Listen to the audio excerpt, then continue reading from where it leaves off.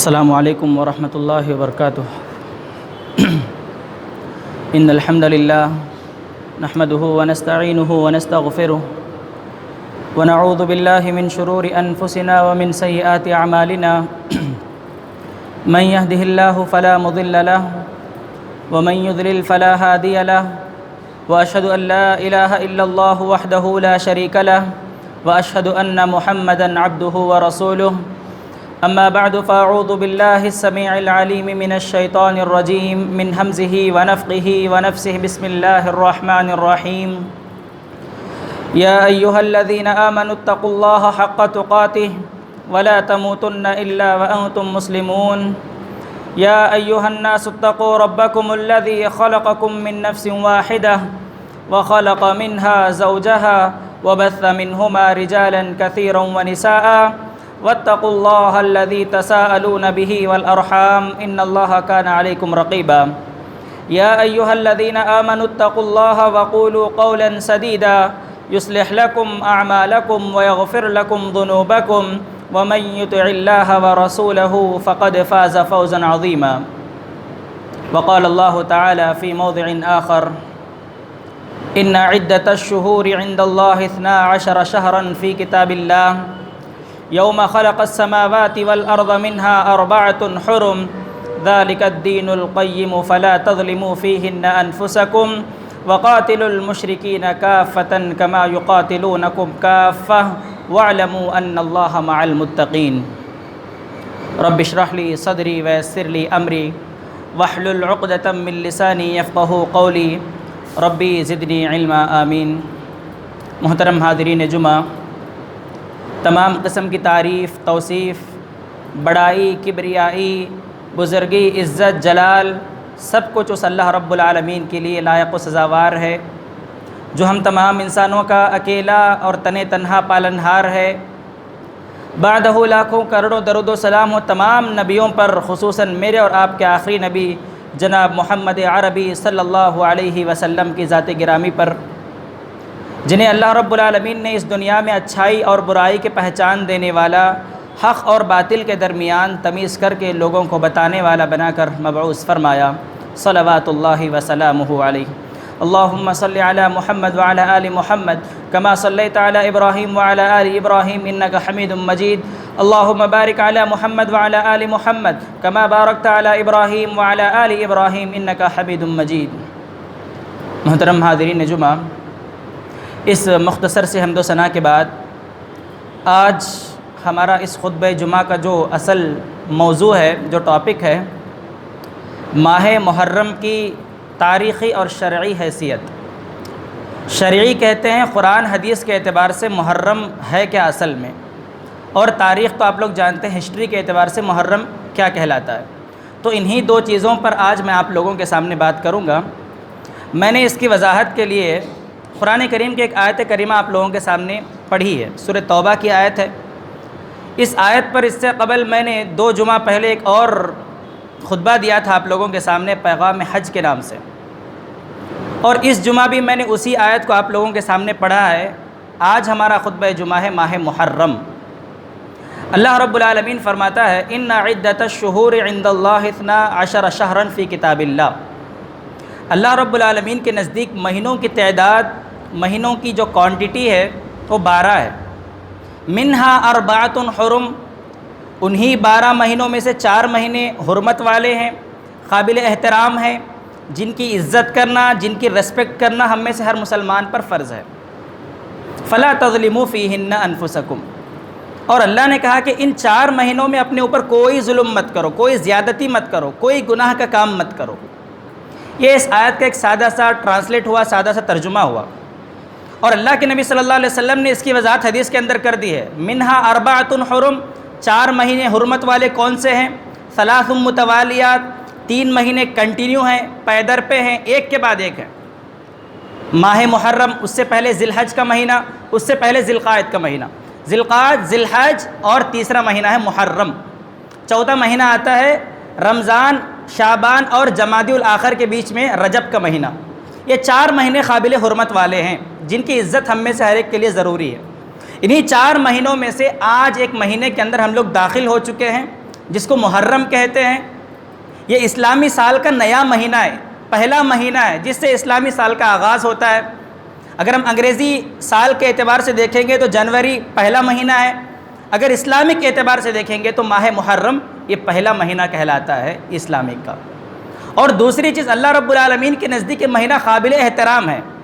جب اللہ نے صرف یہ مسلمانوں کے لیے نہیں بلکہ اسلام سے پہلے جو مکہ کے کافر مشرک جتنے بھی لوگ ہوا کرتے تھے، اگر ان مہینوں کے اندر اپنے باپ کے قاتل کو بھی پا لیتے، جس نے اس کے باپ کا مرڈر کیا ہے، اپنے باپ کے مرڈرر کو بھی پا لیتے، تو ان مہینوں کی عزت کی وجہ سے اس کو چھوڑ دیا کرتے تھے۔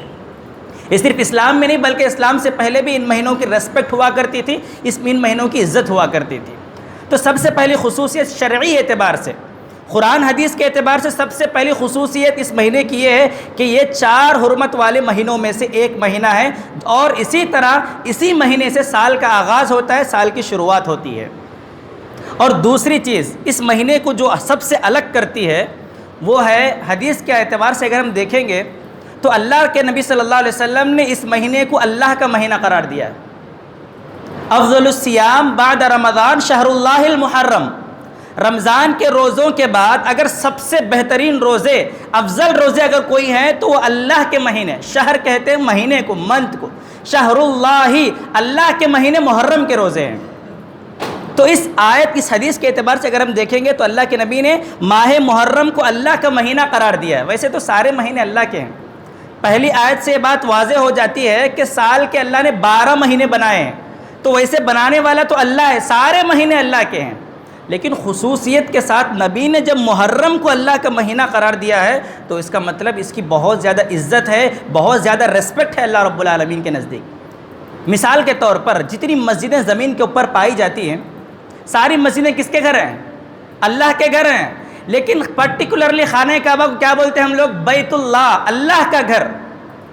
بالکل سارے مساجد کے اندر بیت اللہ کی جو عزت اللہ رب العالمین کے پاس ہے، اس سے ہمیں معلوم ہوتا ہے کہ سارے مساجد میں اگر کوئی ون آف دا بیسٹ گھر ہے اللہ کا تو وہ خانہ کعبہ ہے۔ بالکل اسی طرح سال کے 12 مہینے بھی اللہ ہی کے ہیں، اگر ان 12 مہینوں میں سے سب سے بہتر مہینہ اگر اللہ رب العالمین کو پسند ہے تو وہ ماہ محرم کا مہینہ ہے۔ یہ دوسری خصوصیت ہوئی۔ جیسی ماہ محرم کا مہینہ آتا ہے تو اہل علم لکھتے ہیں کہ اس مہینے میں سب سے زیادہ روزے رکھنے کا اہتمام کرنا چاہیے، اچھا ہے، مستحب ہے روزے رکھنا، کیونکہ اللہ رب العالمین کو یہ مہینہ جب اچھا لگتا ہے تو اس کے اندر ہونے والی جو ایکٹیویٹی ہے، جو کام اس کے اندر ہونے والے ہیں، وہ بھی اللہ رب العالمین کو سب سے زیادہ پسند ہے، سب سے زیادہ اچھے ہیں۔ اگر ساری ایکٹیویٹیز جو اسلام کی نبی نے مجھے اور آپ کو بتا کر گئے ہیں، اگر ساری ایکٹیویٹیز میں اگر کوئی one of the best activity اگر کوئی ہے تو وہ روزہ ہے۔ اسی روزے کی شکل میں اگر میں اور آپ اللہ رب العالمین کو گفٹ دینا چاہتے ہیں ماہ محرم کے اندر تو اللہ رب العالمین اس کے بدلے کل قیامت کے دن دنیا میں بھی دے گا، ایسا نہیں دنیا میں نہیں دے گا۔ اللہ کے نبی نے اس روزے کے تعلق سے کہا صوم عاشورہ یکفر سنۃ الماضیہ، عاشورے کے دن کا جو روزہ تم رکھتے ہو 10 محرم کا روزہ، یہ پچھلے 1 سال کے گناہوں کا کفارہ ہے۔ پچھلے 1 سال جو چھوٹے چھوٹے گناہ تم نے کیے ہیں اپنی لائف کے اندر، اپنی زندگی میں، 1 سال کے گناہوں کو اللہ رب العالمین اس روزے کی بدولت معاف کر دیتا ہے۔ لہٰذا ہمارے لیے سب سے بیسٹ اپرچونٹی ہے میرے بھائیو، یہ ہمیں کچھ معلوم نہیں ہو رہا، اب 24 آورس گناہوں میں گزرتے ہیں ہمارے، کوئی 1 سیکنڈ 1 لمحہ نہیں جس پہ ہم گناہ نہیں کر رہے، ہر سیکنڈ ہم سے گناہ ہوتا ہے۔ اللہ ہمارے جیتے جی کئی سارے مواقع، کئی ساری اپرچونٹیز ہمیں دے رہا ہے کہ تم اپنے گناہوں کو معاف کروا لو۔ ہم لوگ چھوڑ دیتے ہیں، بس چھوٹا گناہ نہ، جان دے لے چھوڑ۔ یہ چھوٹا گناہ ایک ایک دن بڑھتے بڑھتے بڑھتے بڑھتے ایک پہاڑ کی شکل اختیار کر لے گا۔ ہم لوگ جانتے ہیں نا، خطرے خطرے سے سمندر بنتا ہے، خطرے خطرے سے سمندر بنتا ہے۔ آج ہم لوگ اگنور کر دیے، چھوٹا گناہ نہ چھوڑ بول کے، کل قیامت کے دن یہی چھوٹا گناہ بڑے شکل میں تمہارے سامنے نظر آئے گا۔ تو لہٰذا جب بھی یہ مواقع مجھے اور آپ کو ملتے ہیں انہیں یوز کرنا چاہیے، اپنے گناہوں کی معافی اللہ رب العالمین سے کروا لینی چاہیے۔ ایک مرتبہ اللہ کے نبی صلی اللہ علیہ وسلم عاشورے کا دن تھا، ایک صحابی کو بھیجتے ہیں مدینے کی گلیوں میں، وہ جا کے اناؤنس کرتا ہے، جیسے پرچار کرتے ہیں نا ہم لوگ، کوئی مارٹ کھولتے ہیں، کوئی دکان اوپن کرتے ہیں، کوئی ٹرسٹ اوپن کرتے ہیں، تو کیا کرتے ہیں پورے علاقے میں ہم لوگ کیا کرتے ہیں، آٹو رکھ کر پورا اناؤنس کراتے ہیں۔ اللہ کے نبی صلی اللہ علیہ وسلم جس دن عاشورے کا دن تھا، ایک صحابی کو بھیجتے ہیں، وہ مدینے کی گلیوں میں گھوم گھوم کر سب کو کہتے ہیں کہ آج عاشورے کا دن ہے، لہٰذا آپ کو روزہ رکھنا ہے، یہ نبی صلی اللہ علیہ وسلم کا حکم ہے۔ تو اس وقت ربیعہ فرماتی ہیں جیسے ہی ہم نے یہ حکم سنا اللہ کے نبی کا، نہ صرف ہم نے روزہ رکھا بلکہ ایک ایک مہینے کے جو چھوٹے چھوٹے بچے ہوا کرتے تھے ہم نے ان سے بھی روزہ رکھوائے۔ جب وہ روتے بھوک کی وجہ سے، پیاس کی وجہ سے، تو ہم کھلونے لے کر ان کے سامنے ڈال دیا کرتے تھے، وہ ان کھلونوں کو دیکھ کر خاموش ہو جایا کرتے تھے۔ اتنی زیادہ فضیلت ہے ماہ محرم کے روزے کی۔ اور دوسری چیز، ایک مرتبہ عمر بن خطاب رضی اللہ تعالیٰ عنہ ایک مرتبہ راستے سے جا رہے تھے، ایسا سامنے سے ایک انسان شراب کے نشے میں شراب پی کر ڈولتا ہوا سامنے سے آ رہا تھا۔ عمر بن خطاب جیسی دیکھ کے کھینچ کے تھپڑ لگائے اس کو اور کہا ویلک الصبیان السیام، شرم نہیں آتی؟ اتنا بڑا ہو کو، اتنا بڑا لانگا ہو شراب پینے، چھوٹے چھوٹے بچے روزے سے ہیں نا، آج تجھے کیا ہوا؟ تو لہٰذا اس انسان کو مار کے عمر بن خطاب رضی اللہ تعالیٰ عنہ نے اس مہینے کے روزے کی اہمیت کو بیان کیا ہے۔ آج ہمارا بھی یہ حال ہے، چلے جاؤ کنور کے اس روڈ پہ جہاں پہ شراب خانہ کھلا ہے نا، ہمارے اٹھے کٹے نوجوان شراب کے نشے میں ڈولنے کو آتے رہتے ہیں۔ شام کے وقت چلے جاؤ، بس کتنے مسلمان آپ کو مل جائیں گے۔ نہ محرم کا مہینہ ہمیں معلوم ہے، نہ جمعہ کا دن معلوم ہے، کوئی دن ہمیں نہیں معلوم ہے، کوئی فضیلت ہمیں نہیں معلوم ہے۔ بس ہمارے دل کے سیٹسفیکشن کے واسطے، اپنے آپ کے سیٹسفیکشن کے واسطے ہم شریعت کے حدود کو پار کر رہے ہیں۔ کیا پیتے بھائی؟ شراب پیے نہیں تو ہم نہ ہوتا نہیں، شراب پیے تو ہم نہ سکون کی نیند آتی سو۔ آج ہمارے مسلمانوں کی یہ حالت بن گئی ہے میرے بھائیوں۔ تو لہٰذا اس سے ہمیں بچنے کی ضرورت ہے۔ بتانے کا مقصد یہ ہے کہ عمر بن خطاب رضی اللہ تعالیٰ عنہ اس مہینے کی بڑی اہمیت لوگوں کے سامنے بیان کرتے ہوئے کہتے ہیں کہ تمہیں اس مہینے کا روزہ رکھنا چاہیے۔ اب دوسرا مسئلہ یہاں پر آتا ہے، کچھ لوگ بولتے ہیں کہ کیا ایک روزہ رکھنا، 2 روزے رکھنا، کب رکھنا، کیسے رکھنا؟ یہ بھی مسئلہ بڑا فیمس ہے، لوگوں کے اندر بڑے چرچا ہوتی رہتی ہے، اختلاف لوگ کرتے ہیں۔ دیکھیے، یہ روزہ جو اصل میں ہے نا، یہ موسیٰ علیہ السلام کو اللہ رب العالمین نے فرعون سے نجات دیا تھا، اس کے شکریہ کے طور پر یہ روزہ رکھتے ہیں۔ کون؟ یہود رکھتے تھے۔ ظاہر سی بات ہے جب اللہ کے نبی کو اس کا علم ہوا تو اللہ کے نبی نے کہا کہ بھائی نحن احق بموسیٰ منکم، موسیٰ کا تم سے زیادہ حقدار تو میں ہوں، لہٰذا میں بھی موسیٰ کے شکریہ کے طور پر کیا روزہ رکھوں گا۔ جب اللہ کے نبی صلی اللہ علیہ وسلم یہ بات صحابہ کرام کو بتائے تو اس وقت 10 محرم کا دن تھا، محرم کی 10 تاریخ تھی، اور اللہ کے نبی نے کہا خالف الیہود والنصارى، اے میرے صحابہ یاد رکھنا یہ یہود و نصارہ جو تمہیں دکھتے ہیں نا، یہ اللہ کے کٹر دشمن ہے۔ ہمیشہ جو بھی کام کرنا ان کے اگینسٹ کرنا، ان کے اپوزٹ جا کو کام کرنا، تبھی تم حق پر رہتے۔ تو اللہ کے نبی صلی اللہ علیہ وسلم نے کہا کہ اس دن یہود بھی روزہ رکھتے ہیں، لئن بقیت الی قابل لاصومن التاسع، اگر میں آئندہ سال بھی زندہ رہا، زندگی میرے ساتھ وفا کری تو انشاءاللہ میں 9 محرم کا بھی روزہ رکھوں گا۔ لیکن جب اللہ کے نبی صلی اللہ علیہ وسلم یہ بات بتائے تو محرم کی 10 تاریخ تھی، بس 1 مہینہ اللہ کے نبی زندہ رہے۔ محرم کے بعد ربیع الاول کا مہینہ زندہ رہے، محرم کے بعد صفر کا مہینہ زندہ رہے، ربیع الاول کی 12 تاریخ کو اللہ کے نبی صلی اللہ علیہ وسلم اس دنیا سے رخصت ہو گئے۔ تو لہٰذا نبی کی سنت یہ ہے کہ 10 محرم کو تو روزہ رکھنا ہے، مجھے اور آپ کو اور ضروری نہیں ہے کہ رکھنا چاہے، بس شکریہ کے طور پر موسیٰ علیہ السلام نے رکھا تھا، نبی صلی اللہ علیہ وسلم نے اس کی تاکید کی تھی، اور پلس اس کا بینیفٹ بتاتے ہوئے کہا کہ اللہ 1 سال کے گناہ تمہارے معاف کرے گا۔ تو لہٰذا اس دن روزہ رکھنے کے ساتھ ساتھ پچھلا ایک دن 9 محرم کا بھی مجھے اور آپ کو روزہ رکھنا ہے۔ اگر کسی وجہ سے ہم 9 محرم کو رکھ نہیں سکے تو 11 محرم کا روزہ مجھے اور آپ کو رکھنا ہے، بس یہاں پر مخالفت کرنی ہے، ان کے وہ جو کام کرتے ہیں نا ان سے ہٹ کو کام کرنا ہے، پہلے کریں بعد میں کریں ہماری مرضی ہو۔ بس اللہ کے نبی ایک آپشن دے ڈالے، بھائی میں آئندہ سال رہا تو 9 کا بھی رکھتا ہوں، اس کا مطلب تمہیں بھی رکھ لو، کوئی ایک دن ایکسٹرا ایڈ کر لو بس۔ تو لہٰذا مجھے اور آپ کو چاہیے کہ 9 محرم کے ساتھ ساتھ 10 محرم کے ساتھ ساتھ 9 محرم کا بھی روزہ ہمیں رکھنا ہے۔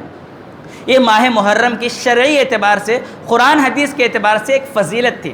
سب سے پہلی فضیلت، یہ 4 حرمت والے مہینوں میں سے ایک مہینہ ہے جو اللہ کو سب سے زیادہ پسندیدہ ہے۔ دوسری فضیلت، محرم کا مہینہ اللہ کا مہینہ ہے، سو اس کے اندر جو بھی کام ہوتے ہیں وہ اللہ کو بہت زیادہ پسند ہے۔ ان مہینوں کے اندر زیادہ سے زیادہ نیکیاں کرنے کی کوشش کرو، اور وہ نیکیاں بھی اس حال میں کرو کہ آپ روزے کی حالت میں ہو۔ دوسری فضیلت، اور تیسری فضیلت جو اس کی ہے کہ پچھلے ایک سال کے گناہوں کا کفارہ ہے یہ ماہ محرم کا روزہ میرے اور آپ کے لیے۔ یہ 3 فضیلتیں اس ماہ محرم کے تعلق سے قرآن حدیث میں مجھے اور آپ کو دیکھنے کو ملتی ہیں۔ اگر ہم لوگ تاریخ اعتبار سے دیکھیں گے، ہسٹری کے اعتبار سے دیکھیں گے کہ محرم کی کیا ہسٹری ہے، آج ہم لوگ محرم کو کیا سمجھتے ہیں، محرم کا مہینہ ہے کیا اصل میں، اگر ہم ہسٹری اٹھا کر دیکھیں گے تو کئی ایسے واقعات، کئی ایسے انسیڈنٹس ہیں جو اس ماہ محرم سے تعلق رکھتے ہیں، جن کا ڈیپ ریلیشن شپ ہے اس ماہ محرم سے، وہ نبی کی زندگی سے پہلے ہو، نبی کی زندگی میں ہو یا نبی کی زندگی کے بعد ہو، تینوں زمانوں میں بھی ماہ محرم کے کئی ایسے واقعات ہیں جو ہمارے اسلام سے، ہماری اسلامی ہسٹری میں مجھے اور آپ کو ملتے ہیں۔ سب سے پہلا واقعہ جو اس ماہ محرم سے تعلق رکھتا ہے وہ حضرت موسیٰ اور فرعون کا واقعہ ہے۔ اللہ رب العالمین نے اسی ماہ محرم کی 10ویں تاریخ کو دنیا کا سب سے بڑا ظالم انسان، دنیا کا سب سے بڑا سفاک فرعون انسان، اتنا بڑا خوریز انسان تھا کہ اللہ رب العالمین نے اہل ایمان کو جو موسیٰ کے فالوور تھے اسی دن کیا ہے فرعون سے نجات دی تھی، اس کو سمندر کے اندر ڈبو دیا تھا۔ فرعون کیا کہہ رہا تھا؟ انا ربکم الاعلی، میں تمہارا رب ہوں، میں تمہارا خالق ہوں، میں تمہارا مالک ہوں، لہٰذا میری عبادت کرو، میرے لیے سجدہ کرو، جو بھی کام کرنا ہے اس اللہ کے لیے مت کرو، میرے لیے کرو۔ ما علمت لکم من الہ غیری، کیا میرے سوا کسی اور کو خدا جانتے ہو تمہیں؟ میں تو دکھتا ہوں بھائی، انہیں کون کی دکھتا نہیں ہے تم نا، جس خدا پہ تمہیں اندھا بھروسہ کرتے ہیں وہ خدا تم نے دکھتا بھی نہیں ہے، کیسا بھروسہ کر لیتے ہیں؟ ما علمت لکم من الہ غیری، میں تو تمہارے آنکھوں کے سامنے ہوں، مجھے خدا مان لو۔ اور دوسری چیز، اتنا بڑا ظلم کرتا تھا، جو لوگ اس کے اگینسٹ جاتے تھے نا، بڑا ظالم تھا ان کے اوپر۔ قرآن کہتا ہے ان فرعون علا فی الارض وجعل اہلها شیعا یستضعف طائفۃ منہم یذبح ابناءہم ویستحیی نساءہم۔ فرعون اتنا بڑا ظالم بادشاہ تھا کہ بنو اسرائیل کو کمزور سمجھ کر ان کے چھوٹے چھوٹے بچوں کو ذبح کر دیا کرتا تھا، ان کی عورتوں کے ساتھ کھیلا کرتا تھا، ان کی عورتوں کی عزتوں کو اچھالا کرتا تھا۔ اے قرآن کہتا ہے انہ کان من المفسدین، ظلم کی جتنی حدیں ہوا کرتی ہیں ساری کی ساری حدیں کیا ہیں؟ فرعون پار کر چکا تھا۔ اسلامی تاریخ میں اس سے بڑا ظالم بادشاہ کوئی نہیں گزرا ہے۔ انہ کان من المفسدین۔ جب یہ جگہ جگہ جا کر ٹینٹ لگا کر لوگوں کو اسپیچیں دیا کرتا تھا اور کہتا تھا کہ تم اس موسیٰ کی بات مانتے ہو، ام انا خیر من ھذا الذی ھو مہین ولا یکاد یبین، ارے جسے ڈھنگ کا بات کرنا تک نہیں آتا، اسے موسیٰ کو بات تک کرنے نہیں آتی، ایسے انسان کو تم فالو کرتے ہو، میں اتنا بڑا بادشاہ یہاں پر دکھتا ہوں، کیا تم مجھے نہیں مانتے؟ کیا تم مجھے خدا تصور نہیں کرتے؟ ایسی ایسی باتیں کہہ کر حضرت موسیٰ علیہ السلام کی انسلٹ کیا کرتا تھا، بہت ساری اپنی نشانیاں دیا کرتا تھا۔ کون؟ فرعون بنو اسرائیل کو۔ لیکن جتنا حد سے جب اس کا ظلم بڑھ گیا تو اللہ رب العالمین نے اسی مہینے کی 10ویں تاریخ کو قرآن مجید کے اعتبار سے اگر ہم دیکھیں گے تو اللہ رب العالمین نے سمندر میں غرقاب کر دیا، سمندر کے اندر اس کو ڈبو دیا، اور پوری انسانیت کو بہت زیادہ میسیجز اللہ رب العالمین نے دے دیے۔ اگر سب سے پہلا میسیج جو اللہ نے اس واقعے کے ذریعے مجھے اور آپ کو دیا وہ یہ کہ اگر کوئی بھی انسان اللہ کی قدرت کو چیلنج کرتا ہے، اللہ کی طاقت کو اگر چیلنج کرتا ہے تو اللہ اس کے جیتے جی دنیا ہی میں اسے لوگوں کے لیے نشان عبرت بنا دیتا ہے۔ لوگ اس کو دیکھ کر ایسا محسوس کریں کہ بھائی یہ جو کام کرے ہمیں وہ نہیں کرنا، اگر ہمیں بھی وہ کرے تو اللہ ایسا بنا ڈالتا ہم نہ بھی، اس کو کہتے ہیں نشان عبرت۔ اللہ رب العالمین کا یہ قانون ہے کہ جو بھی میری طاقت کو، اس سے پہلے قوم سمود نے کیا کہا تھا؟ من اشد منا قوہ، قرآن کہتا ہے قوم سمود کا یہ وعدہ تھا کہ من اشد منا قوہ، ہمارے سے بڑا طاقتور کون ہے؟ پالیٹکس پاور ہمارے پاس ہے، مین پاور ہے، منی پاور ہے، سارے پاور ہمارے پاس ہیں، ہمیں کون جی یہاں سے نکال سکتا؟ کون سی طاقت ہے جو ہم نے ہرا سکتی ہے؟ جب فرعون نے، جب قوم سمود نے نعرہ بلند کیا تو اللہ نے بس ایک چیخ کے ذریعے ساری کی ساری قوم کو ہلاک و برباد کر دیا۔ مجھے اور آپ کو سب سے پہلا پیغام اللہ نے دیا کہ میری قدرت کو کبھی چیلنج مت کرو، میری طاقت کا مقابلہ اپنی طاقت سے کبھی بھی مت کرو۔ آج ہم لوگ کیا کرتے ہیں؟ یس نہ کرتے نہیں کرتے ہمیں جب بھی کوئی ظالم بادشاہ ہمارے سروں پہ آ کر بیٹھتا ہے تو ہمیں کیا بولتے ہیں؟ بھائی ریلیں نکالو، ریلیں نکال کو پروٹیسٹ کرو، ان کے خلاف بیانات دو۔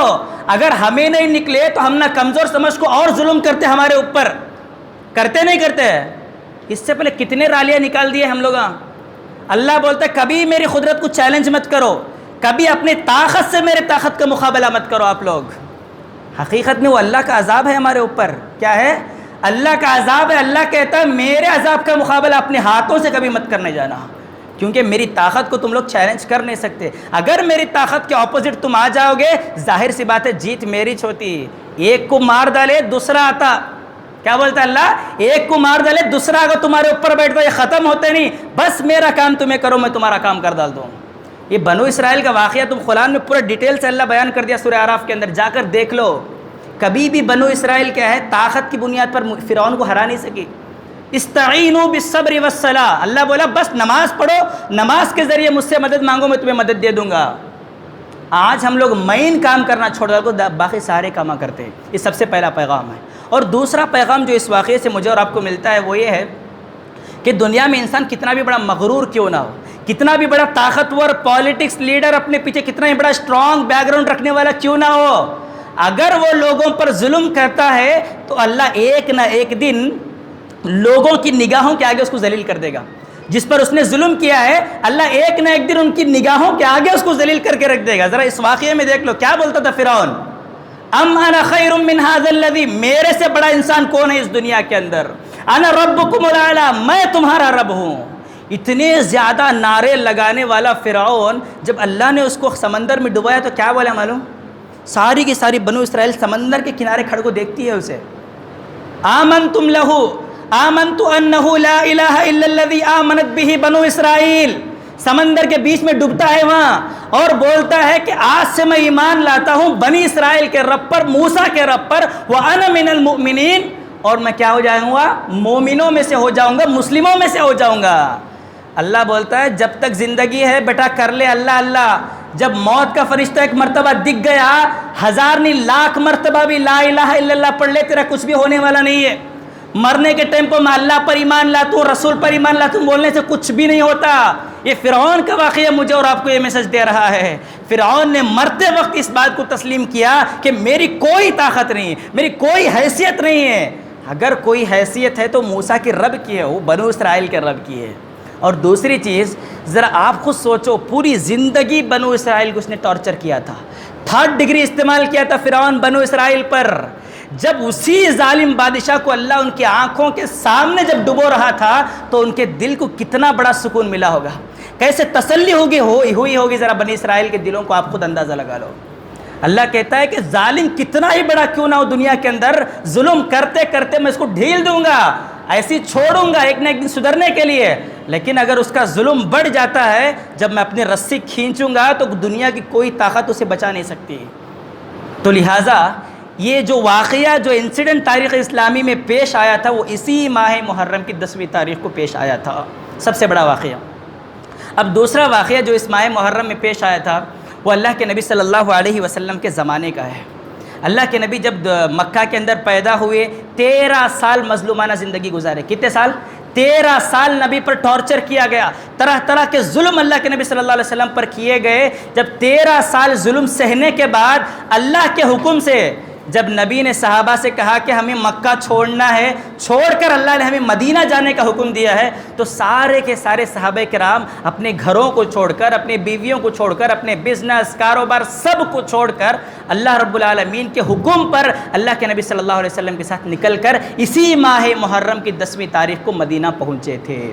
تو لہذا جب بھی محرم آتا ہے مجھے اور آپ کو صحابہ کرام کے ان سیکریفائزز کو یاد دلاتا ہے کہ صحابہ کرام جو مکے میں بڑے بڑے مالدار تھے, میرے بھائیو بڑے بڑے مالدار تھے, اچھا خاصا بزنس چلتا تھا, اچھے خاصے گھر بنا لیے تھے صحابہ کرام. لیکن اسلام کی بات جب آ گئی, اللہ اور اس کے رسول کی بات جب آ گئی, جب توحید کی بات آ گئی کہ ہمارا ایمان یہاں پر محفوظ نہیں ہے, ہم یہاں پر آرام سے اللہ کی عبادت نہیں کر سکتے, تو صحابہ کرام نے دنیا کو جوتے کی نوک پر رکھ کر اپنے آپ کو اللہ رب العالمین کے حوالے کر دیا میرے بھائی.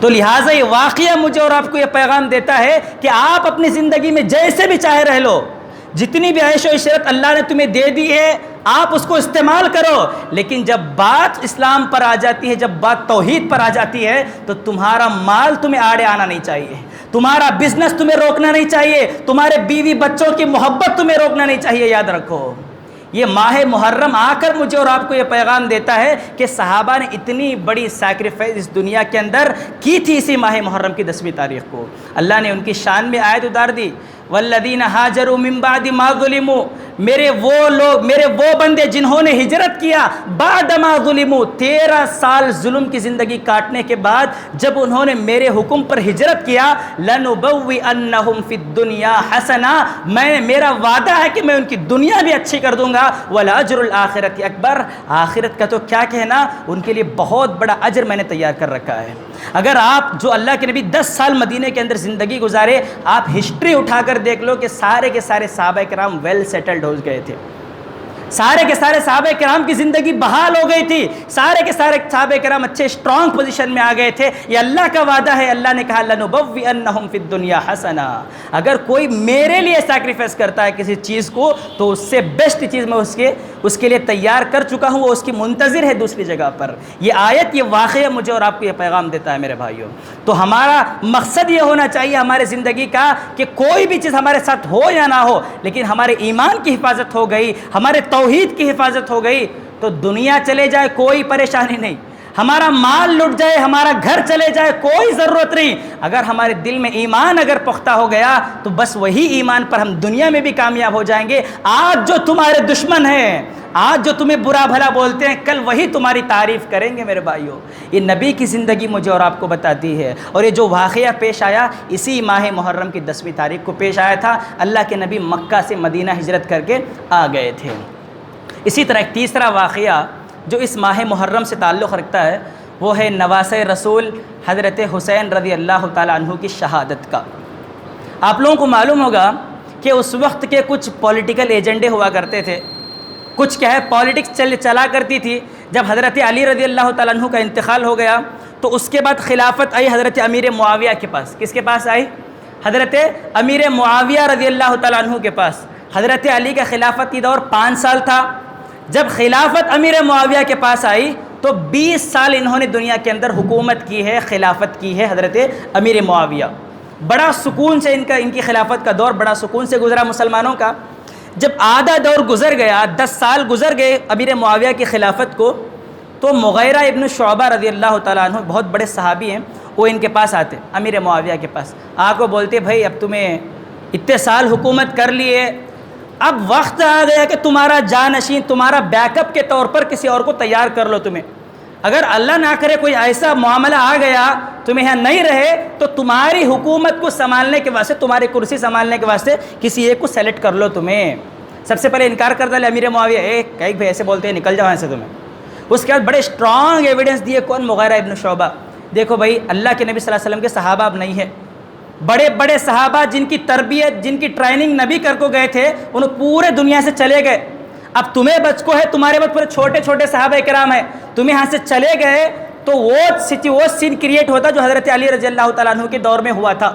5 سال حکومت کرے، کئی صحابہ کرام شہید ہو گئے، بس آپس میں لڑ لے، کچھ دوسروں سے نہیں لڑے، آپس میں لڑ لے کو شہید ہو گئے۔ مغیرہ ابن شعبہ بولے کہ اگر تمہیں کام نہیں کر کو گئے، تمہارے جانے کے بعد وہ چھال ہوتا، وہ سین کریٹ ہوتا، پھر دیکھو تمہاری مرضی۔ تو یہ بات سن کر امیر معاویہ نے کہا کہ بھائی تمہاری بات تو لینے کی ہے، بڑی پتے کی بات تم نے کہی، بڑا پوائنٹ تم نے بیان کیا، میں میرے بعد ولی عہد کے طور پر میرے بیٹے یزید کو کیا ہے گرانٹ کرتا ہوں، انہیں سامنے لانا چاہتا ہوں۔ اور حضرت امیر معاویہ نے سارے گورنروں کو، سارے لیڈروں کو خط لکھ دیے۔ ولی عہد بولتے ہیں مثال کے طور پر مان لیجئے ہوم منسٹر، کس کو بولتے ہیں؟ Home minister. اپنی خلافت کا ہوم منسٹر اپنے بیٹے یزید کو کیا ہے فکس کر دیے، کون؟ حضرت امیر معاویہ۔ اور سارے لیڈروں کو خط لکھ دیا، سب نے آ کر کیا ہے یزید بن معاویہ جو ان کے بیٹے تھے ان کے ہاتھ پر بیعت کر لیے۔ اب 5 صحابہ کرام کیا ہے ان کی خلاف ورزی کرے، ان کی بیعت کو نہیں مانے۔ انہی 5 صحابہ کرام کی وجہ سے سارا کا سارا معاملہ آگے بڑھتا ہے۔ ذرا پہلے ان کے نام دیکھ لیتے ہیں۔ ابو بکر رضی اللہ تعالیٰ عنہ یہ شہید ہو گئے تھے، ان کے بیٹے تھے عبد الرحمن ابن ابی بکر۔ عمر رضی اللہ تعالیٰ عنہ شہید ہو گئے، ان کے بیٹے تھے عبداللہ ابن عمر۔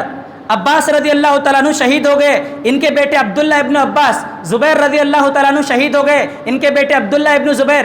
اور اسی طرح علی رضی اللہ تعالیٰ عنہ شہید ہو گئے، ان کے بیٹے حسین ابن علی۔ یہ 5 صحابہ کرام تھے جو یزید بن معاویہ کو مانے نہیں، بھائی انہیں نہیں چلتا۔ قرآن بولتا ہے وَأَمْرُهُمْ شُورَىٰ بَيْنَهُمْ، بھائی تمہارا جو خلیفہ بنتا ہو آپس میں مشورہ کر لے، خلیفہ بنا لو۔ یہ تمہیں کیا باپ کے بعد بیٹے دے ڈالتے ہیں خلافت؟ یہ تو قیصر و کسریٰ کا طریقہ، یہ تو غیر مسلموں کا طریقہ ہے۔ نبی قرآن کا طریقہ کیا ہے؟ جب بھی تمہارا خلیفہ نہیں ہے آپس میں مشورہ کر لو، ایک لیڈر بنا لو۔ تمہیں کیسا بنا ڈالتے خاندان کو دیکھ لے کو، باپ کے بعد بیٹا خلیفہ بنتا، بولو کیسا بولتے تمہیں؟ سو یہ 5 صحابہ اکرام کیا کر ڈالے؟ ان کے مخالف گئے، ان کی بات نہیں مانے۔ اس وقت امیر معاویہ بڑے چالاک انسان تھے، بڑے ہوشیار تھے صحابی، کچھ بھی ان کو ٹارچر نہیں کرے، کچھ بھی کیا کرے، ان کو ظلم نہیں کرے۔ لیکن جب 10 سال یزید بن معاویہ ہوم منسٹر تھا، 10 سال کے بعد انتقال ہو گیا امیر معاویہ کا، اب آ گیا مسئلہ خلافت کسے دینا۔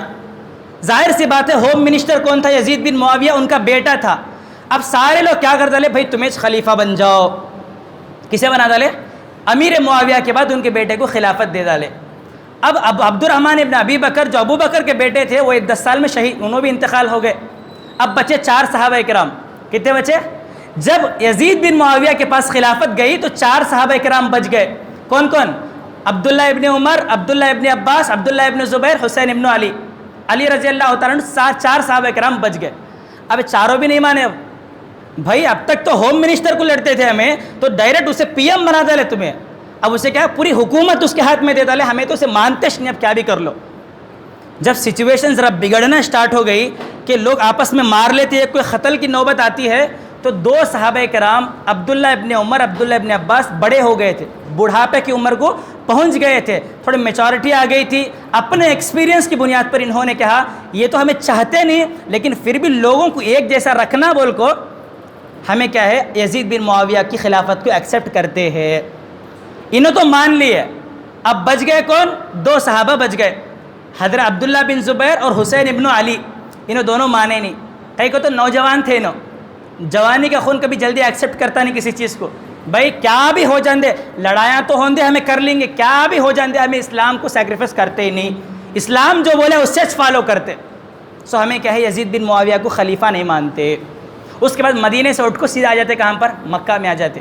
مکہ ہمارے لیے سیف زون ہے۔ اللہ کے نبی حکومت جو دعوت و تبلیغ کرے وہ یہاں سے کرے، اللہ ان کو یہاں سے پیدا کرا تھا، سو ہمیں بھی کیا ہے یہاں سے روکو، ہماری طاقت بحال کریں گے، ہمیں ایک اچھے پوزیشن میں آ کو اسلام کی دعوت یہاں سے ہمیں پھیلیں گے بول کے دونوں صحابہ کرام کہاں چلے گئے؟ مکہ چلے گئے۔ اتنے میں کیا ہوا، کوفہ والے حضرت حسین کو خط لکھنا سٹارٹ کرے۔ کیا لکھ رہے تھے؟ خط لکھو سٹارٹ کرے کہ یزید یہاں پر خلافت کا دعویٰ کرتا ہے، تمہیں آ جاؤ، ہمیں تم نہ لیڈر بنا لیتے، ہمیں تمہارے ہاتھ پہ بیعت کر لیتے، تم نہ اپنا لیڈر مان لیتے۔ ہزاروں کی تعداد میں خط آنا سٹارٹ ہوئے، کہاں سے؟ کوفہ سے، حضرت علی رضی اللہ تعالیٰ عنہ کو۔ کیوں؟ ریزن کیا تھا معلوم ہے آپ کو؟ کوفہ سے کئی کو ایک خط حضرت حسین کے پاس، کیونکہ حضرت علی کا جو 5 سالہ حکومتی دور تھا، حضرت علی نے اپنا سینٹر جو بنایا تھا کوفہ کو بنایا تھا۔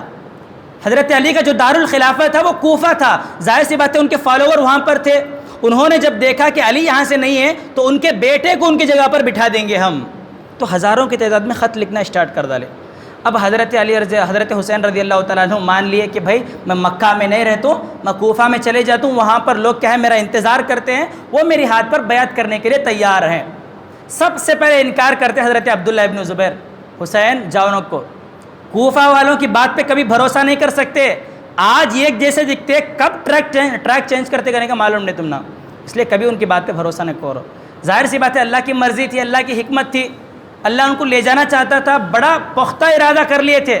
اس کے بعد جو بوڑھے صحابہ کرام تھے، عبداللہ ابن عباس، عبداللہ ابن عمر، دونوں بھی آتے، آپ کو بولتے حسین بیٹا جاؤ نہ کو، گئے تو تمہاری جان کی خیریت نہیں ہے، وہاں پر تمہارے جان کا نقصان ہو سکتا۔ حضرت حسین بولتے کیا بھی بول لو، میں ارادہ کر لیا، میں جاتا ہوں سوچ۔ اب فائنل بولتے دونوں بھائی تمہیں اکیلے جانا ہے تو چلے جاؤ، اپنے بیوی بچوں کو لے جاؤ نہ کو، کیونکہ تمہارے باپ کے قاتل ہے کوفہ والے، تمہارے باپ کو کوفہ میں قتل کر ڈالے انہوں، تمہارے خلاف بھی پلاننگ کر سکتے ہیں، اگر جانا ہے تو اکیلے چلے جاؤ، اپنے بیوی بچوں کو یہاں پر رکھ کو چلے جاؤ، ان کو ساتھ لے جاؤ نہ کو۔ ان کی بات بھی نہیں مانتے حضرت حسین، لے لیتے اپنے بیوی بچوں کو، سیدھا نکلتے کوفہ کے لیے۔ بس جاتے جاتے ایک کام کرتے کہ حضرت مسلم بن عقیل کو اپنا نائب بنا کر کوفہ بھیج ڈالتے پہلے، بھائی جا کو ذرا سچویشن کیسی ہے، لوگوں کی حالت کیسی ہے، ذرا معلوم کر کو مجھے انفارم کرو تمہیں۔ جاتے حضرت کون؟ مسلم بن عقیل کوفہ، جاتے ہیں 12,000 لوگوں کا ہے ان کے ہاتھ پہ بیعت کر ڈالتے، کن کے؟ مسلم بن عقیل کے ہاتھ پہ بیعت کر ڈالتے. اب انہیں خوش ہو جاتے, ارے بھائی جیسا ہمیں سمجھے تھے اس کے اگینسٹ معاملہ نکلا ہے یہاں پر تو ہمارے فالوور بہت زیادہ ہے. اب خط لکھتے حضرت حسین کو کہ بھائی تمہیں آ جاؤ, 12,000 لوگ میرے ہاتھ پہ بیعت کر لیے, تمہیں آئے تو پورے کے پورے لوگ ہم بیعت کر ڈال دیں.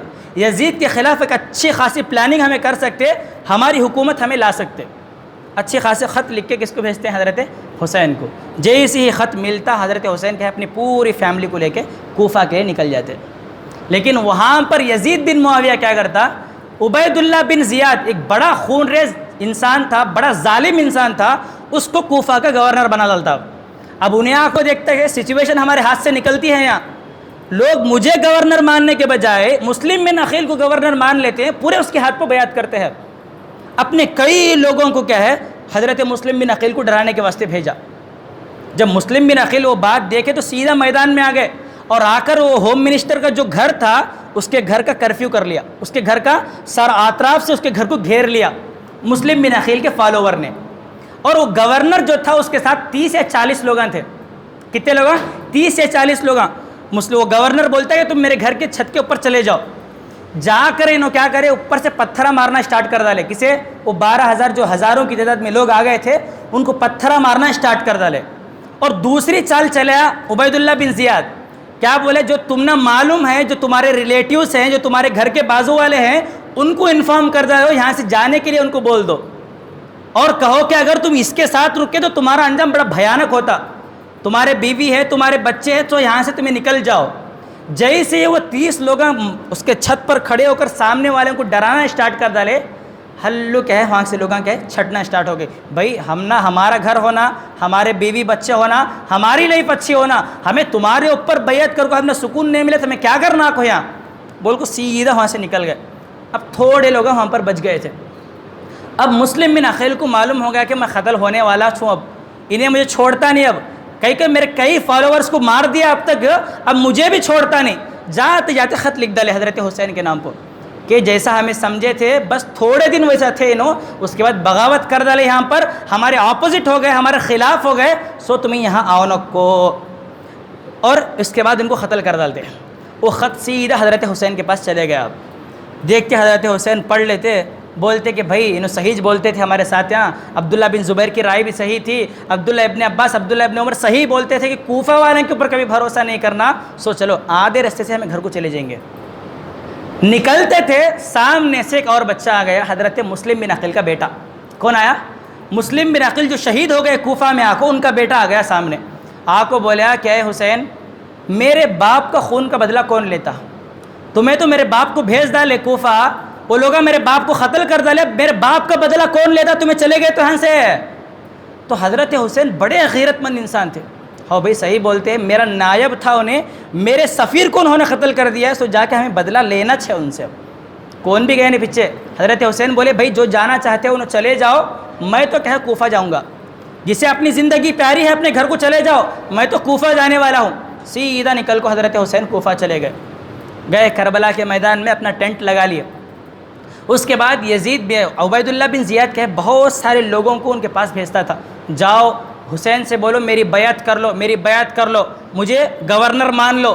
حضرت حسین مانے نہیں کبھی بھی, اور کوفہ والوں کو بڑے اچھے سے اسپیچ دیتے تھے, کیونکہ ان کے باپ کے فالوور تھے اور چاہتے بھی تھے حضرت حسین رضی اللہ تعالیٰ عنہ. کون؟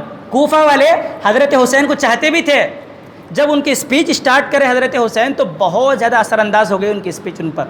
اور حضرت حسین 3 شرطیں رکھے, بھائی یا تو مجھے مدینہ جانے دو, یا تو میں کسی بارڈر پر جا کو جنگ کرتے ہوئے زندگی گزار لیتا ہوں, یا پھر ڈائریکٹ مجھے یزید سے ملنے کے واسطے پرمیشن دے ڈالو. ان میں سے ایک انسان کیا ہے جو لیڈر تھا اس گروپ کا, انہیں مان لیتا کہ بھائی اوکے تمہیں کہاں جانا چاہتے ہو چلے جاؤ, یزید کے پاس بیسٹ آپشن کیا ہے, دمشق چلے جاؤ یزید کے پاس. اس کے بعد یہ بات پہنچ گئی عبید اللہ بن زیاد کریں, ہاں میں اسے لڑو کر کو بھیجا ہے, تو انہوں جا اس کا بن گیا کہ انہیں ایک اور انسان کو اپوائنٹ کرتا جو بڑا ظالم تھا, کو سیم شرطہ انہیں رکھتا وہاں پر. تو حضرت حسین کیا کرتے, بھائی میں تو اپنی مرضی سے آیا نہیں ہاں. کیا بولتے حضرت حسین, میں اپنی مرضی سے تمہارے پاس آیا نہیں, تمہیں اس کے ہے مجھے خطا لکھ کو یہاں پر بلائے. سو سارے خطا لا کو ان کے سامنے رکھتے حضرت حسین, رکھ کو ایک ایک خط اٹھاتے اور پڑھتے, اے فلاں ابن فلاں تم نے مجھے بلایا تھا, نام لے کر بولتے ان کو کئی خط کہے حضرت حسین وہاں پر کھول کھول کو پڑھنا اسٹارٹ کر ڈالتے. اب ان کی لگ جاتی ہے، اب کس کی؟ کوفہ والوں کی. بھائی پورا پروف تو ان کے پاس ہے، اگر انہوں دمشق چلے جا کو یزید کے پاس یہ خطا رکھ ڈالے تو ہمارا بھانڈا پھٹ جاتا پورا. اب حضرت حسین کبھی بھی اپنی طرف سے نہیں ہے، ہمیں خود ان کو بلائے سو یزید ہم نہ جینے دیتا نہیں. اب کیا بھی کر کو پلاننگ کر کو حضرت حسین کو مارنا چھمنا. اب انہوں دشمن نہیں تھے حضرت حسین کے، حالانکہ ان کے فالوور تھے. بس یزید سے بچنے کے واسطے جو خط جو پروف یہ حضرت حسین کے پاس تھا، وہ پروف ان سے ہڑپ کر ان کو جلانے کے واسطے حضرت حسین سے جنگ ہو گئی. حضرت حسین رضی اللہ تعالیٰ عنہ اسی جنگ میں کیا ہے شہید ہو گئے. وہ جو واقعہ پیش آیا وہ اسی ماہ محرم کی 10ویں تاریخ کو پیش آیا تھا. اور اس کے بعد ان لوگوں نے کیا کہ وہ سارے کے سارے ٹینٹ جو کربلا میں لگائے گئے تھے وہ سارے کے سارے ٹینٹ بھی انہوں نے جلا دیا، کیونکہ یہ ایک پروف بھی ہمارے خلاف باقی نہیں رہنا یہاں پر. کیونکہ معلوم نہ اس سے پہلے کوفہ والے حضرت علی کچھ قتل کر ڈالے، اب ان کے بیٹے کی کیا مجال یہاں پر. تو لہٰذا حضرت حسین رضی اللہ تعالیٰ عنہ کو بھی وہیں پر اسی کربلا کے میدان میں شہید کر دیے. وہ دن آج ہی کا دن تھا، وہ آج ہی کی تاریخ تھی، وہ آج ہی کی نہیں بلکہ ماہ محرم کی 10 تاریخ کو حضرت حسین رضی اللہ تعالیٰ عنہ اس دنیا سے شہید ہو گئے ہیں. تو لہٰذا میرے بھائی یہ واقعہ تھا میدان کربلا میں جو واقعہ پیش آیا وہ اسی ماہ محرم کی 10 تاریخ کو تھا. لیکن اس کے خلاف بہت زیادہ اختلافات لوگوں میں ہیں. حضرت حسین کو کون سی دشمنی میں مارے، کون مارا، یزید مارا کون، یہ بہت سارے اختلافات ہیں. دیکھو یہ اختلاف کرنے سے کچھ بھی ہم نہ ملتا نہیں. سب سے پہلی چیز اللہ کے نبی صلی اللہ علیہ وسلم خود واضح کر دیے تھے، سیدہ شباب اہل الجنہ، یہ میرے دو نواسے ہیں، یہ جنت میں نوجوانوں کے سردار بننے والے ہیں. اور ظاہر سی بات ہے جنت ہم نہ ایسے دے ڈالتا نہیں. اللہ بہت سارے سیکریفائس مجھے اور آپ کو کرنا ہے، تبھی جا کر جنت مجھے اور آپ کو ملنی ہے. جنت نہیں، یہاں پر نبی بولتے ہیں کہ جنت میں سردار بنیں گے میرے 2 نواسے. ظاہر سی بات ہے دنیا میں بہت بڑی سیکریفائس انہیں کرنا ہے. اور دوسری بات، ایک مرتبہ حضرت حسین بہت چھوٹے تھے، یہ پیشن گوئی پہلے سے ہو گئی تھی نبی کو، بہت چھوٹے تھے حضرت حسین. ام سلمہ کہتی ہیں کہ حضرت حسین میرے گود میں تھے، بہت روتے تھے. اتنے میں جبرائیل ہے، مسند احمد کی حدیث ہے، جبرائیل اللہ کے نبی صلی اللہ علیہ وسلم کے پاس ہے اور آ کر سلام کیے تو حسین کیا ہے میرے گود میں سے مچل کو بھاگ کو چلے گئے حضرت اللہ کے نبی کے پاس. جا کو ان کے پاس بیٹھ گئے. سرخ رنگ کا لباس پہنے تھے، لال کپڑے پہنے تھے حضرت حسین. جبرائیل آ کو بیٹھے اور بیٹھ کو بولے کہ آپ ان سے بہت محبت کرتے ہیں؟ تو اللہ کے نبی نے کہا کیوں نہیں کرتا بھائی، میرا نواسا ہے، میں ان سے محبت کرتا ہوں. تو حضرت جبرائیل نے کہا کہ تمہاری قوم اس بچے کو قتل کر دے گی، اگر تمہیں چاہے تو پروف کے طور پر میں وہاں کی مٹھی بھی لا کو تم نہ دکھا سکتا ہوں. کربلا کی مٹھی لا کو حضرت جبرائیل اللہ کے نبی کو دکھائے تھے کہ اس زمین پر تمہارے نواسے کو لوگ قتل کریں گے. تو اللہ کے نبی کی زندگی میں پیشن گوئی اللہ کر دیا تھا کہ مجھے تمہارے نواسے کو جنت کا سردار بنانا ہے تو دنیا میں سیکریفائس انہیں کرنا ہے، لہٰذا دنیا میں لوگ انہیں قتل کر دیں گے. اور اللہ پروف رکھنا چاہتا ہے اپنے پاس. ہمیں پوچھ سکتے ہیں نا اللہ انہوں بھی ہمارے جیسے اتنا کئی کو بنا دے جنت کے سردار کیا کرے انہوں. تو اللہ ہمیں تو کوئی پوچھ سکتے نہیں، اللہ کو ہماری طاقت بھی نہیں ہے پوچھنے کی. بس اللہ جو بھی کام کرتا ہے نا پورے پروف کے ساتھ کرتا ہے. یہ ایک تو ہو گیا حضرت حسین، اور دوسرے ان کے بڑے بھائی ہیں حضرت حسن. ان کی بھی کوئی معمولی قربانی نہیں ہے. جب حضرت علی کا انتقال ہو گیا تو انتقال سے پہلے لوگوں نے علی سے کہا کہ اے علی، اے امیر المؤمنین، ہم چاہتے ہیں کہ آپ کے بعد آپ کے بیٹے، آپ کے بڑے بیٹے حسن پر بیعت کر لیں، آپ کے بڑے بیٹے حسن کو خلیفہ مان لیں. حضرت علی نے کہا دیکھو بھائی میں تم نہ مانو بول کو بھی آرڈر دیتا نہیں، نکو بول کو بھی بولتا نہیں، تمہاری مرضی تمہیں کیا ہے کر لو. علی کے انتقال کے بعد حضرت حسن کو خلیفہ مان لیتے. اب ادھر سے امیر معاویہ خلیفہ بننا چاہتے رہتے. امیر معاویہ ایک لشکر لے کو آتے، پوری ایک فوج، اور یہاں سے حضرت حسن 50,000 کی فوج لے کو آتے. کتنے؟ 50,000 کی. اب حضرت حسن نکلتے رہتے ان کو معلوم ہو جاتا کہ ہماری فوج میں کچھ ایسے لوگ ہیں جو ہمیں لڑانا چاہتے ہیں، ہمارے اندر پھوٹ ڈالنا چاہتے ہیں، اسلام مسلم قوم کو کبھی ایک کرنا نہیں چاہتے ہیں انہوں. جیسے ہی یہ بات حضرت حسن کو معلوم ہو گئی، حسن نے فوراً امیر معاویہ کو خط لکھا اور کہا کہ آپ کے جو شرائط ہیں، میرے کچھ شرائط ہیں، میرے کچھ کنڈیشن ہیں، وہ کنڈیشن اگر آپ ایکسیپٹ کر لیے تو میں کیا ہے اپنے پد سے استفادہ دے دوں گا، اپنی خلافت چھوڑ دوں گا، آپ کو خلیفہ بنا لوں گا. تو امیر معاویہ مان گئے اور بلینک پیپر بھیج دیے. کیا بھی لکھے نا اس کے اندر؟ ایک بلینک پیپر بھیج دیے اور کہا کہ جو تمہاری کنڈیشن ہے وہ تمہیں لکھ ڈالو، میں تمہیں ایکسیپٹ کر لیتا ہوں. تو حضرت حسن کچھ کنڈیشن لکھ ڈالے، امیر معاویہ ایکسیپٹ کر لیے. کرنے کے بعد امیر معاویہ خلیفہ بن گئے، حضرت حسن ایک معمول ایک نارمل انسان بن گئے. اس سے ایک اللہ کے نبی کی ایک دوسری پیشن گوئی پوری ہو گئی. اللہ کے نبی ایک مرتبہ حضرت حسن کو اٹھا لیے تھے گود میں اور کہا ہذا ابنی، یہ میرا بیٹا ہے، لسید، فیوچر میں سردار بنے گا، لعل اللہ ان یصلح بہ فئتین من المسلمین، اللہ میرے اس نواسے کے ذریعے فیوچر میں 2 بڑے بڑے مسلمان گروپوں کو ایک کر دے گا. یہاں پر حسن کے بعد 50,000 کا لشکر ہے، امیر معاویہ کے پاس بھی بہت زیادہ آرمی ہے، دونوں مسلمان ہیں، کوئی کافر نہیں ہے. یہاں پر اللہ کے نبی اپنے زمانے میں بول دیے تھے کہ میری جماعت جب آپس میں لڑنا اسٹارٹ کرے گی، یہ میرا بیٹا میرا نواسا حسن کیا کرے گا، دونوں کے درمیان صلح کرا دے گا. یہ بخاری شریف کی حدیث ہے میرے بھائیو. حضرت حسن اپنے عہدے کو دے کر، اپنی کرسی کو چھوڑ کر سب کچھ حضرت امیر معاویہ کے ہاتھ میں دے دیا، اپنی قربانی انہوں نے دے دی. اور حضرت حسن کیا کر دیے، اپنی جان کی قربانی کربلا کے اندر دے کر جنت کے سردار ہونے کا سرٹیفکیٹ دنیا کے اندر لے کر چلے گئے اللہ کے نبی کے دونوں نواسے. تو لہٰذا یہ پیشن گوئی اللہ کے نبی پہلے ہی کر دیے تھے. فرشتے جبرائیل آ کر بتا دیے کہ حسین قتل ہو جائیں گے، اور اللہ کے نبی بتا دیے کہ میرا بیٹا حسن فیوچر میں خلافت چھوڑ دے گا، 2 مسلمان گروپوں کو ایک کر دے گا.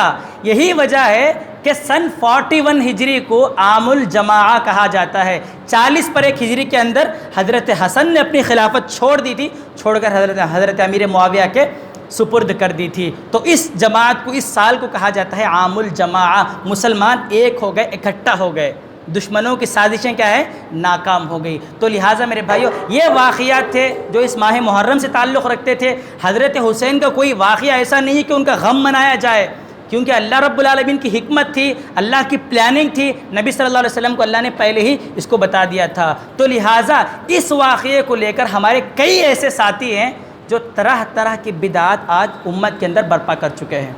سب سے پہلی بدعت ماتم حسین کے نام سے. آج آپ دیکھ لو، جیسے ہی محرم کا مہینہ اسٹارٹ ہو جاتا کالے کپڑے ڈال لیتے تھوڑے لوگ، ہمیشہ خوشی چھوڑ ڈالتے، کھانا پینا جتنی بھی عیش و آرام کی چیزیں سب چھوڑ ڈالتے ہیں اس مہینے کے اندر، بس ماتم حسین. مرد حضرات آپ جا کر دیکھ لو شیعہ کی مسجد میں، مسجد کے اندر بیٹھ کر ماتم مناتی ہیں. ان کی عورتیں ایک گھر سلیکٹ کر لیتی، کوئی بڑا گھر، اس کے اندر بیٹھ کر رونا دھونا اسٹارٹ کر ڈالتے اس مہینے کی اسٹارٹنگ 10 ڈیز کے اندر، کہ حضرت حسین رضی اللہ تعالیٰ عنہ کو محرم کے مہینے میں شہید کر دیا گیا تھا. تو لہٰذا اگر آپ شریعت کو دیکھیں گے، قرآن حدیث کو، اللہ کے نبی صلی اللہ علیہ وسلم اور اللہ رب العالمین نے لمحہ لمحہ مجھے اور آپ کو غم منانے سے منع کیا ہے. قرآن کہتا ہے وَلَا تَهِنُوا وَلَا تَحْزَنُوا، کبھی غم نہ کرنا، کبھی دکھ نہ منانا. اور اللہ کے نبی خود اس بات سے پناہ مانگتے تھے، اللہم انی اعوذ بک من الہم والحزن، اے اللہ میں پناہ مانگتا ہوں غم سے. آپ شریعت اٹھا کر دیکھ لو، اللہ کے نبی صلی اللہ علیہ وسلم اور اللہ رب العالمین خود مجھے اور آپ کو ماتم منانے سے منع کر رہا ہے.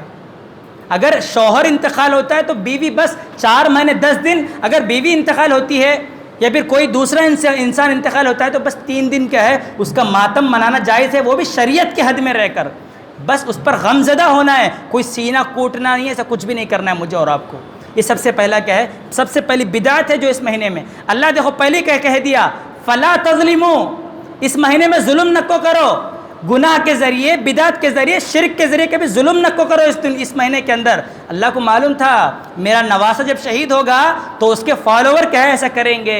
اللہ پہلے ہی بتا رہا ہے کہ میرے مہینے میں ظلم نہیں کرنا. اور دوسری چیز، جگہ جگہ پر کیا ہے پانی کے سبیلیں بنا دیتے لوگ، یہاں پر پانی رکھ دیے، وہاں پر پانی کا انتظام، وہاں پر پانی کا انتظام. کئی کو بھائی کربلا کے میدان میں حضرت حسین رضی اللہ تعالیٰ عنہ پانی کے واسطے تڑپتے تھے کہتے، ادھر ادھر بھٹکتے تھے کہتے. ان کی یاد میں آج کیا کر ڈالے لوگ، جگہ جگہ پر پانی کا انتظام کر دیے کہ ہمارے لوگ پانی پینا یا حضرت حسین کی یاد میں. تو لہٰذا ایسا کوئی بھی چیز نہیں ہے میرے بھائیوں، یہ سراسر بدعت ہے، دین کے اندر ایک نئی چیز ہے. اور اللہ کے نبی نے کہا کل بدعت ضلالہ وکل ضلالۃ فی النار، ہر بدعت گمراہی ہے اور ہر گمراہی جہنم میں لے جانے والی چیز ہے. تو لہٰذا انہی چند باتوں پر میں اپنی بات کو ختم کرتے ہوئے اللہ رب العالمین سے دعا کرتا ہوں کہ بارہ الہ ہم تمام کو ماہ محرم کی جو فضیلت قرآن حدیث کے اندر آئی ہے، اے اللہ اس کو کرنے کی توفیق عطا فرما. اے اللہ زیادہ سے زیادہ اہتمام کے ساتھ اے اللہ 10 اور 9 محرم کا روزہ ہمیں رکھنے کی توفیق عطا فرما. اے اللہ جتنے بھی ظلم اے اللہ آج تک ہم نے کر لیے ہیں، اے اللہ ہمیں ان ظلموں سے اللہ نجات دے دے، اے اللہ ہمیں گناہوں کی معافی دے دے، اے اللہ ہم اپنے گناہوں پر شرمسار ہیں، اے اللہ جتنے بھی لوگ اے اللہ بدعات کے اندر، خرافات کے اندر امت میں مبتلا ہیں، اے اللہ ان کو صحیح راستے پر لا، اے اللہ ان کو ہدایت دے دے، اے اللہ جب تک ہمیں اس دنیا میں زندہ رکھ، ایمان اور اسلام والا بنا کر زندہ رکھ، اے اللہ جب اس دنیا سے ہمارا خاتمہ ہو تو اسلام پر خاتمہ ہو، آمین ثم آمین، وما علینا الا البلاغ المبین۔ اقول قولی ھذا واستغفر اللہ لی ولکم ولسائر المسلمین فاستغفروه انه هو الغفور الرحیم۔